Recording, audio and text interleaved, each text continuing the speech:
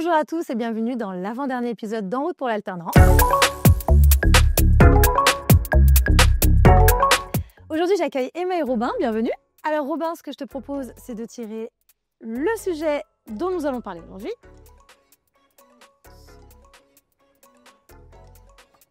Mon organisation école-entreprise. Super. Et oui, l'organisation école-entreprise, c'est la clé de l'alternance. Si je vous dis organisation, ça vous fait penser à quoi? Agenda. Ouais, je pense tout de suite à mon agenda. Dessus, je vais noter tout ce que j'ai à faire. Tout ce que j'ai à faire pour le boulot, pour l'école. Bon, après, il faut avouer que parfois, ça déborde. On a toujours quelque chose d'urgent qui vient s'ajouter au dernier moment. Et on est tous pareils, hein. Et toi, Emma?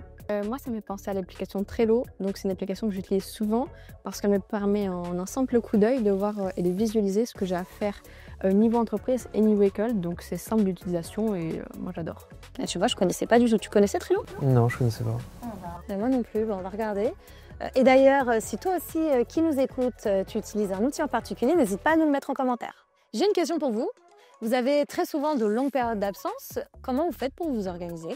De mon côté, en début de semaine, je fixe mes priorités avec mon tuteur. Et à la fin de la semaine, ou alors avant de revenir à l'école, on fait un point tous les deux pour voir comment j'ai avancé, etc. D'accord. Ouais, moi aussi. Moi, je fais généralement un mail récapitulatif à ma tutrice afin qu'elle sache où j'en suis et si elle doit prendre le relais durant mon absence. Mais également, j'oublie pas de mettre mon message d'absence. Oui, c'est très important le message d'absence pour que vos interlocuteurs puissent transmettre un mail urgent à vos tuteurs, par exemple. Vous travaillez comment avec vos tuteurs et vos tutrices? Alors, moi, personnellement, je travaille directement en relation client. Donc, ce que je fais, c'est quand j'arrive au boulot, j'essaye de m'installer assez proche de ma tutrice. Comme ça, dès que je suis au téléphone avec un client et que je rencontre un problème, j'informe que je vais le mettre en attente et j'en profite pour exposer mon problème à ma tutrice si elle est disponible. D'accord. Vos tuteurs sont là pour vous accompagner, vous former et surtout vous faire monter en compétences. Alors, faites des points réguliers avec eux. Et si vous avez par exemple des échéances qui arrivent en même temps côté entreprise et côté école, parlez-en. J'ai une question piège. Qu'est-ce qu'il ne faut surtout pas faire quand on est en alternance? Répondre à ses mails pro quand on est à l'école. Pour ma part, j'ai rapidement supprimé les notifications professionnelles. Comme ça, je peux me concentrer pleinement quand je suis à l'école. Sinon, je préconise aussi de donner autant d'importance à l'école et à l'entreprise. De toute manière, mon tuteur en entreprise et ma responsable pédagogique font souvent des points ensemble pour s'assurer que tout va bien. Oui, et trouver cet équilibre est un gage de réussite puisque l'un ne va pas sans l'autre. C'est le moment de notre séquence vrai ou faux. Je vous invite à prendre les petites pancartes juste devant vous. Vrai ou faux? La note du mémoire est déterminante sur l'obtention du diplôme. Moi, je dirais vrai. Moi, je ne sais pas du tout si c'est déterminant ou pas, donc je vais m'abstenir de répondre.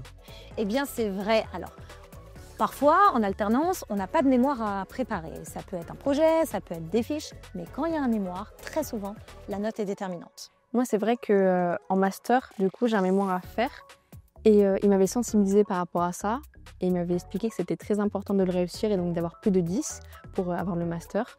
Et justement, j'ai pu échanger sur ce sujet avec mon tuteur pour faire avec lui une problématique et un plan.